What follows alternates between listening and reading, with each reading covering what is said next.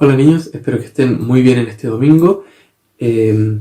Vamos, al igual que la semana antepasada, a tener la explicación de uno de sus compañeros acerca de los conceptos claves que vamos a estar viendo en esta clase. Pero primero vamos a leer un versículo, tres versículos que se encuentran en Mateo 12, versículos 43 al 45. Dije versículos muchas veces. Y dice así: cuando un espíritu maligno sale de una persona, va al desierto en busca de descanso, pero no lo encuentra. Entonces dice, volverá a la persona de la cual salí, de modo que regresa y encuentre su antigua casa vacía, barrida y en orden. Entonces el espíritu busca a otros 7 espíritus más malignos que él, y todos entran en la persona y viven allí. Y entonces esa persona queda peor que antes. Eso es lo que le ocurrirá a esta generación maligna. Y antes de escuchar la explicación que nos va a dar Felipe, ya les spoileé quién va a ser, vamos a orar. Señor Jesús, te damos muchas gracias por tu palabra, Señor, porque tú nos bendices, porque tú nos amas, Señor, porque tú nos permites escuchar esta clase el día de hoy.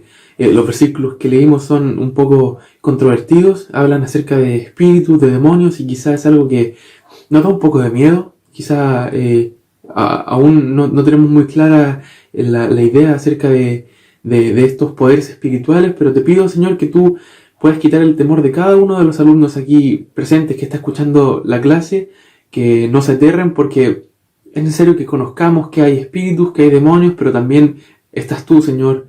Tú eres Dios, tú también eres y tienes espíritu, y tú eres mucho más poderoso que cualquier otra cosa. Así que, Señor, no permitas que nadie se aterre durante esta clase, sino que por el contrario puedan entender que es una palabra de aliento y de amor, Señor, que viene de ti. Te damos muchas gracias. En el nombre de Jesús. Amén. Vamos a escuchar la explicación de Felipe y al final vamos a ver el porqué de esta explicación, que son 2 conceptos: constancia y arrepentimiento. Felipe, vamos contigo. Hola hermanos y hermanas, bendiciones. Yo les daré la introducción de esta clase. Empezaré dándoles el significado de constancia, que significa voluntad inquebrantable y continuada en la determinación de hacer una cosa o en modo de realizarla. O sea, estar seguro de realizar una acción o hacer alguna cosa de la que después no nos vamos a arrepentir. También les voy a dar el significado de arrepentimiento, que significa sentimiento de la persona que se arrepiente de haber hecho algo o dejado de hacer alguna cosa. O sea, significa estar arrepentido de algo que hicimos mal, pero que queremos una cosa que ya no haremos más y por eso nos arrepentimos. Como cuando pecamos y queremos que Dios nos perdone y nos arrepentimos de lo que hicimos con Él. Bueno, como decía cuando oraba, esto es algo literal, no es una metáfora. Muchas personas piensan que la Biblia completa es una metáfora. Dicen, es que el Génesis es una metáfora, no, es que Jesús haciendo tal cosa es una metáfora, y en realidad eso no pasó tan así. Es como para que entendamos, pero en realidad eso no pasó, no es real. Nosotros no creemos eso, nosotros creemos que todo es real, que todo lo que sale en la Biblia es verdad, a menos que Jesús haya dicho esto es un ejemplo. Y ni siquiera tan certeramente así. Muchas parábolas es probable que hayan sido historias reales. Pero bueno, todo es real. El Génesis, la creación de Dios en los 7 días, la resurrección de Jesús, de otro modo nuestra fe no tiene ningún sentido. Y los espíritus. El tema espiritual es un tema real, lo decía en la oración, y no es un tema al que tengamos que tenerle miedo.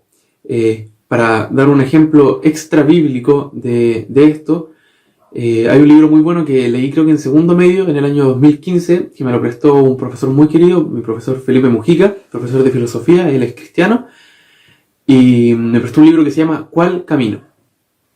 Y habla de varias cosas, habla de varias religiones o varias sectas, habla de los católicos, por ejemplo, los mormones, los testigos de Jehová, y de cómo predicarle a esas personas, porque entendemos que esas personas también tienen necesidad de conocer al Señor. Entonces nos muestra qué es lo que ellos creen, qué es lo que creemos nosotros en contraposición a ellos, y cómo podemos llegar a ellos siempre con amor. Y entre esos grupos que nombraba también está el grupo de los espiritistas o los mediums, que son esas personas que buscan comunicarse con espíritus, lo que es una práctica completamente errónea, es una práctica que está prohibida, la prohíbe el Señor en su palabra, no se pueden invocar espíritus, eso es algo que está muy mal, y de hecho probablemente empiecen a ver cosas de este estilo en la televisión. Se viene octubre, en octubre el mundo celebra Halloween, y es muy probable que pongan este tipo de cosas, espiritismo como algo bueno, como algo que no es tan malo, que pueden hacerlo todos. Eso no es así. El espiritismo, el invocar gente muerta o demonios, es algo incorrecto y eso no tiene que pasárseles jamás por la cabeza. No pueden hacerlo. Pero hay gente que no conoce al Señor y que lo hace. Pero, como sabemos, todos tenemos la oportunidad de arrepentirnos, ¿no? Todos tenemos la oportunidad de conocer al Señor y eso es lo que Él quiere. ¿Qué pasa cuando una persona era medium, era espiritista, pero ahora ya no lo es porque quiere conocer al Señor? ¿Qué pasa si incluso esta persona se dejaba poseer por demonios? Hay una historia en este libro que les daba la introducción antes, que o sea, en realidad no es una historia, es una explicación. Y dice: no es raro que los demonios persigan a un espiritista que acaba de convertirse al Evangelio, golpeándolo, infundiéndole temor y tratando de hacerlo volver a estar bajo su control. Los nuevos convertidos deben refugiarse bajo la sangre de Cristo y reclamar sus méritos para ser liberados de todo poder satánico. Deben deshacerse enseguida de todos sus amuletos, encantamientos, vasos de agua para los espíritus, altares y demás objetos que pertenecen a la vida antigua. A veces ha sido necesaria una visita de parte de un pastor y de otros obreros de la iglesia para orar en su casa y consagrarla a Dios para que no siga siendo lugar propicio para la manifestación de demonios. Es lo mismo que veíamos en el versículo que leíamos. Si una persona había sido poseída por demonios y conoce al Señor, tiene que cambiar su vida completamente, porque si no van a volver más demonios y el asunto va a quedar peor. Si ustedes dejan una casa limpia, bien barrida, pero se van y la gente se entera que su casa está vacía, quizás llegue alguien y diga: oye, ¿sabéis que vámonos a vivir acá? Vamos a vivir gratis, no hay nadie viviendo aquí. Y al final van a dejar la casa para la escoba, van a dejar la patada y van a decir: me voy después, si total nunca fue mi casa, nunca pagué nada por vivir aquí, y se van y dejan la casa horrible. Eso es lo que pasa cuando alguien tenía un demonio y el demonio se fue, pero nadie más llenó la casa. En cambio, si uno deja la casa bien presentable, la deja bien bonita, bien aseada, y la pone en arriendo a una persona que uno piensa que es confiable, esa persona va a cuidar la casa. Y mucho más si uno la vende. Si tú tienes una casa y la limpias y la arreglas entera para venderla, tú confías en que esa persona va a cuidar la casa, y eso es lo que nosotros hacemos.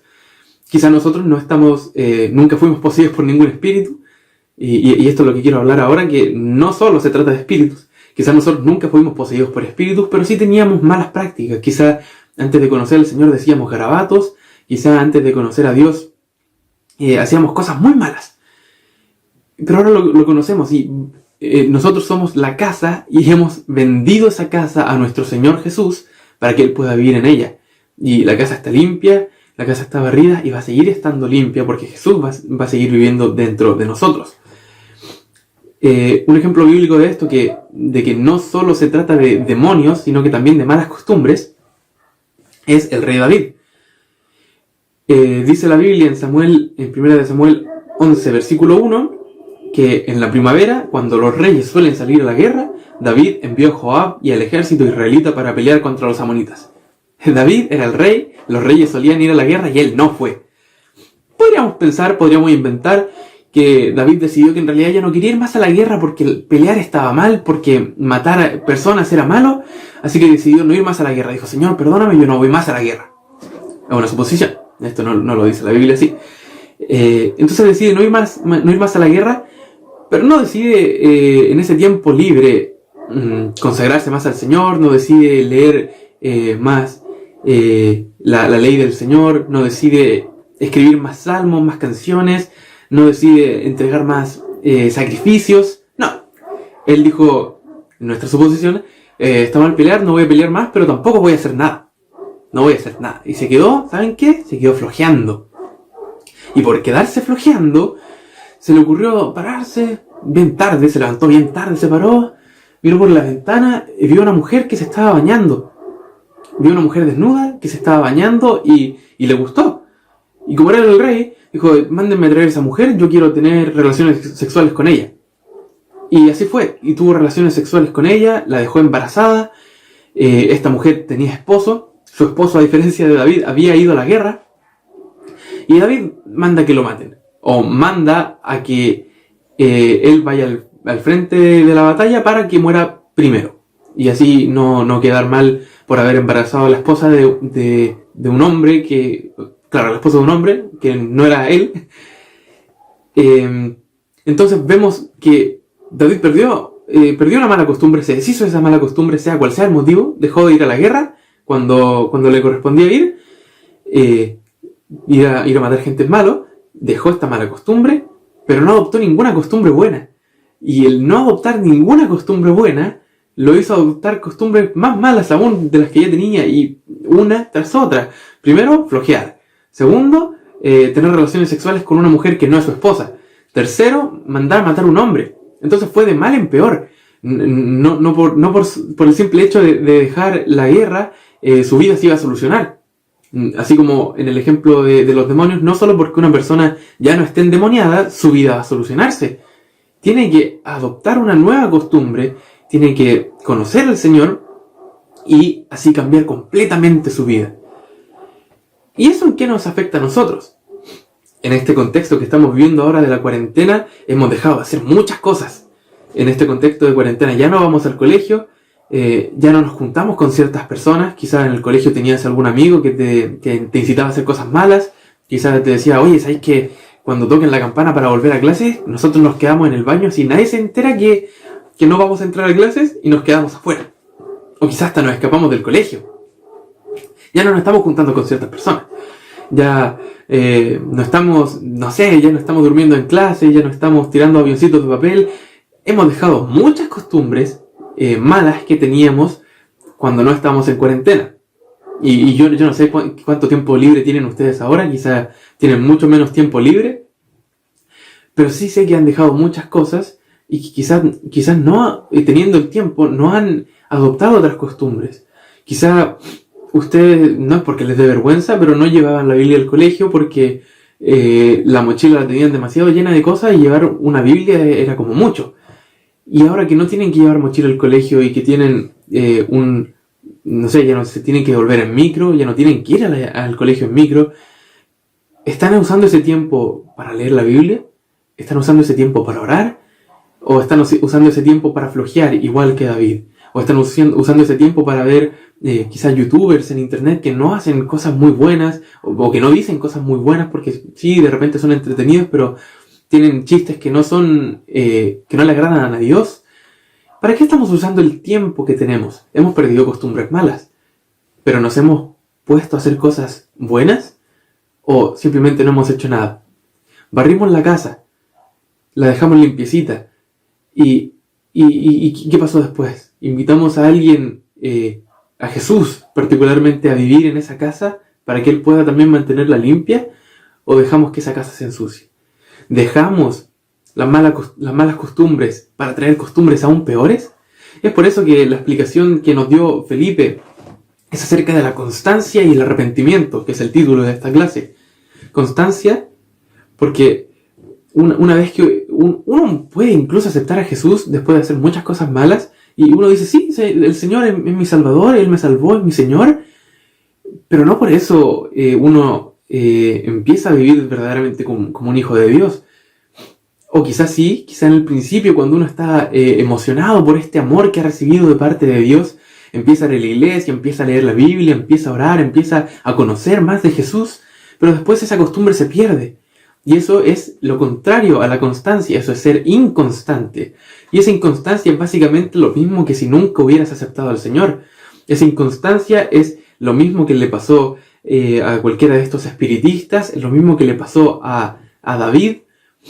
Cuando tú eres inconstante, después vuelven los malos caminos. Es imposible ser una persona neutra, eso no existe. No existe la gente ni buena ni mala. No, uno es un pecador o uno vive en santidad. Entonces, hay que ser constantes, como bien nos decía Felipe, hay que ser constantes en las cosas buenas. Y esto nos demuestra que nos hemos arrepentido. Porque cuando nos arrepentimos, no volvemos a hacer mal las cosas que habíamos hecho antes. Cuando David pecó y hizo todas estas embarradas, después un profeta lo confrontó y le dijo, al final de cuentas le dijo, oye, tú hiciste las cosas mal, no estuvo bien lo que hiciste. Y David le dice, ¿sabes qué? Es verdad, yo pequé y me arrepiento. Y él nunca más volvió a cometer un pecado como ese. Él dice en la Biblia que se arrepentía y no hacía las cosas más. No hacía mal las cosas mal. Y eso es lo que tenemos que hacer nosotros. Arrepentirnos de corazón para no hacer más cosas malas y ser constantes en ese camino. Mantenernos en eso. No ir fluctuando, no ir así como que sí, ahora voy bien, voy mal, voy bien, voy mal. Claro, de repente nos vamos a equivocar, pero tenemos que mantenernos constantes con la meta de ser como Jesús y de seguirlo. No podemos dejar que el momento, que la situación, que el ocio nos aleje de Jesús. Tenemos que acercarnos a Jesús. Constancia y arrepentimiento. Vamos a orar. Señor Jesús, te damos muchas gracias por tu palabra, te damos muchas gracias por tu misericordia. Te damos muchas gracias porque quizá de los que estamos escuchando aquí, y espero que así sea, ninguno ha sido jamás endemoniado, así que esa parte para ellos no aplica. Pero sí sé que muchos de nosotros hemos tenido malos caminos y hemos hecho cosas malas. Y sé que también hemos dejado esas malas costumbres. Y ahora sé que hemos entendido que tenemos que reemplazar esas malas costumbres por buenas costumbres. Ahora hemos entendido que vamos a dejar todas las malas costumbres que podamos y no adoptar malas costumbres nuevas. Te damos muchas gracias porque tú eres el que nos hace santos. Te damos muchas gracias porque vamos a hacer todo lo que tú nos digas que hagamos, Señor Jesús. Vamos a hacer todo para que no nos pase eso de que hagamos cosas más malas aún. Queremos ser buenos, queremos amarte a ti, queremos glorificarte a ti, queremos amar a nuestro prójimo, queremos hacer el bien para el resto, queremos hacer el bien para nuestros papás, queremos hacer el bien para nuestros hermanos, para nuestros amigos. Y es por eso que te necesitamos y no podemos dejar de depender de ti. Siempre vamos a depender de ti y solo así vamos a ser constantes en tu amor y solo cuando tú vienes a nuestro encuentro es que podemos arrepentirnos para obtener esta constancia. Te damos muchas gracias en el nombre de Jesús. Amén. Recuerda, sé constante una vez que te arrepientas y no vuelvas a tus malos caminos ni tomes caminos peores. Que el Señor los bendiga.